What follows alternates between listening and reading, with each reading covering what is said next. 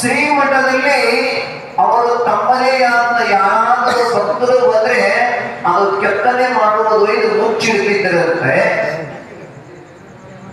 ಬಂದಂತವರಿಗೆ ಆಶೀರ್ವಾದ ಮಾಡ್ತಿದ್ರು. ಏನು ಕೆತ್ತನೆ ಮಾಡ್ತಿದ್ರಲ್ಲ ಆ ಮೂರ್ತಿಯನ್ನ ಯಾರು ಕಟ್ಟಡ ಮಾಡೋರ ಕೈಲಿ ಕೆತ್ತನೆ ಮಾಡಿಸಿಲ್ಲ, ಅವರು ತಾವೇ ಸ್ವತಃ ಕೆತ್ತನೆ ಮಾಡ್ತಿದ್ರು.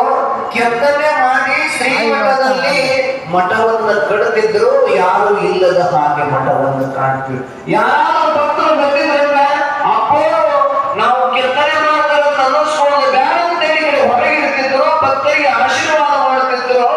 ನಾವು